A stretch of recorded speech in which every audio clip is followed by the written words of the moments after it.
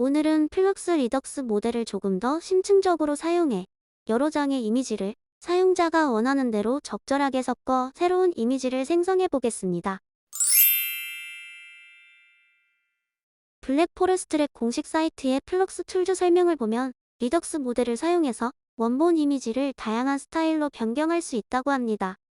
그런데 설명상으로는 API로만 이용 가능한 플럭스 프로 모델에서만 스타일 변경이 가능하다고 하는데요. 과연 플럭스 데브 모델에서는 불가능할까요? 먼저 플럭스 데브 모델을 기준으로 리덕스 기본 워크플로우에서 스타일 변경을 한번 시도해 보겠습니다. 유리공예 오리를 만들어 달라 했지만 결과 이미지는 원본 이미지와 크게 다르지 않은 모습입니다. 리덕스 모델을 사용했을 때 왜 프롬프트가 무시되는지를 파악하기 위해 텐서 쉐입을 출력해 비교해 보겠습니다.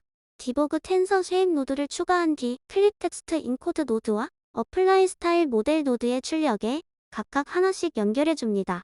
텐서 쉐입 확인을 위해 시드 값을 받고 워크플로우를 한 번 더 실행해 줍니다. 이제 로그를 열어 텐서 크기를 확인해 봅니다. 직접 작성한 프롬프트는 총 256토큰 안에 반영이 되었고 리덕스 모델이 컨디셔닝에 추가되면서 그 뒤로 729토큰이 더 붙어 총 985토큰이 K샘플러로 전달되고 있습니다.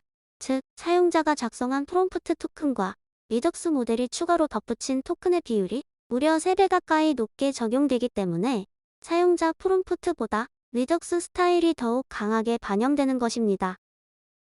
만약 리덕스를 적용하지 않고 프롬프트만으로 생성한 이미지는 어떤 모습이었는지 확인해 보겠습니다. 프롬프트가 묘사한 대로 단순 유리공예 작품이 선반 위에 올려진 모습입니다. 그럼 기본 리덕스 워크플로우로는 유리공예 오리를 만들 수 없는 것일까요? 스타일 모델의 강도를 낮춰보겠습니다. 강도를 1.0에서 0.5로 낮춰 워크플로우를 실행해 봅니다. 결과에 큰 변화가 없는데요. 리덕스 모델이 이미지를 참고하는 정도는 줄어들었지만 여전히 반영되는 임베딩의 크기는 프롬프트의 약 3배 크기이기 때문입니다. 그렇다면 어떻게 해야 리덕스 모델의 영향력을 낮출 수 있을까요? 리덕스 모델에 토큰 수가 많이 반영되는 것이 문제라면 반대로 프롬프트 토큰을 의도적으로 3배로 늘려주면 되지 않을까요? 컨디셔닝 컨키트 노드를 이용해 프롬프트에서 출력되는 동일한 임베딩을 3배로 늘려줘 보겠습니다. 정확한 비교를 위해 컨키트로 3배 늘린 컨디셔닝 출력단에 디버그 텐서 쉐입 노드도 연결해줍니다. 워크플로우를 실행해 결과를 확인합니다. 여전히 결과 이미지에 큰 변화가 없는데요. 하지만 로그에서 텐서 값을 확인해보면 의도대로 프롬프트 텐서의 크기는 3번 반복되어 제대로 증폭되었습니다.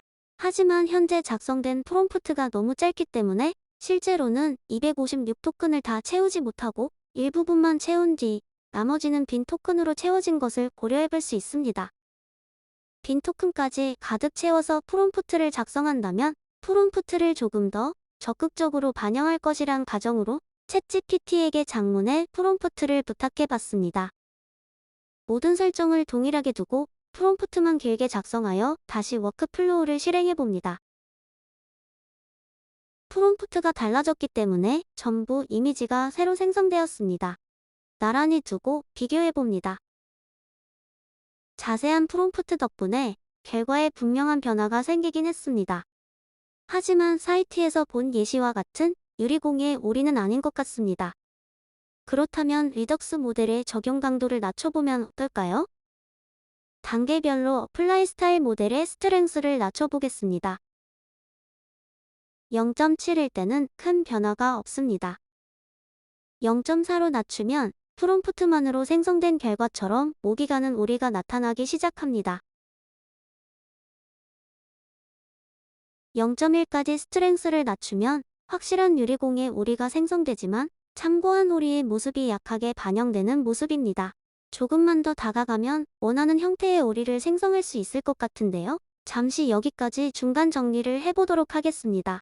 먼저 클립 비전이 가로 세로 384 픽셀 크기의 정사각형 이미지를 인지하고 리덕스 모델을 통해 총 가로 세로 27개의 타일로 나눠 각 타일을 1개 토큰 크기로 환산하여 해당 이미지를 총 729개의 추가 토큰으로 출력합니다.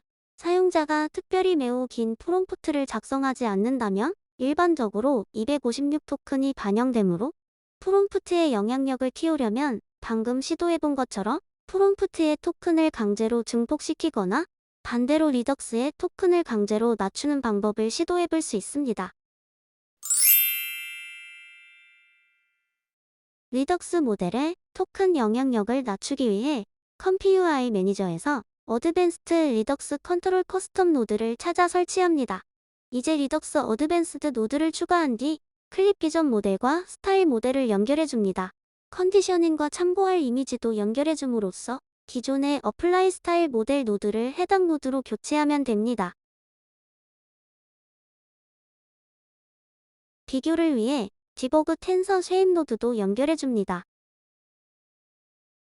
프롬프트를 다시 간단하게 작성하고 워크플로우를 실행해 보겠습니다. 한 번에 원하던 유리공예 오리가 생성되었습니다. 로그를 열어 텐서 크기를 확인해 봅니다. 총 337 토큰이 반영되어 리덕스에 의한 영향이 81 토큰으로 줄어든 것을 확인할 수 있습니다. 이번에는 리덕스 어드밴스드 노드의 다운샘플링 수치를 1로 설정해 보겠습니다. 리덕스에 의한 영향이 729 토큰으로 다시 늘어나고 기본 리덕스 워크플로우와 동일한 결과 이미지를 얻게 됩니다. 다운샘플링 팩터를 2로 설정하고 다시 생성해 봅니다. 이번에는 리덕스 영향이 169 토큰으로 줄어들면서 프롬프트와 잘 믹스되어 유리공예 오리가 잘 생성됩니다.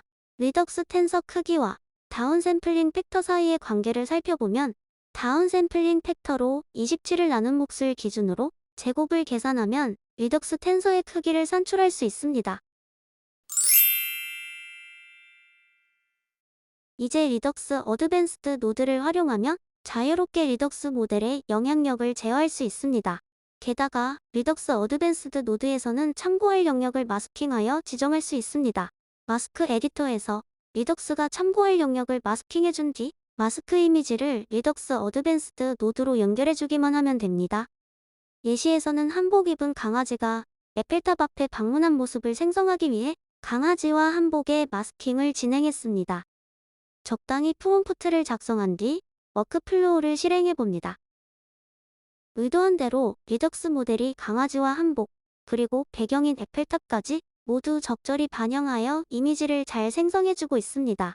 오늘은 이렇게 리덕스 모델의 영향력을 제어하여 프롬프트와 적절히 조화를 이루거나 다수의 이미지를 적절하게 참고하는 방법에 대해 살펴보았습니다. 본 내용을 참고하여 프롬프트만으로는 설명이 어려운 컨셉이나 스타일을 다양하게 적용해 창의적인 이미지를 생성해 보시기 바랍니다. 감사합니다.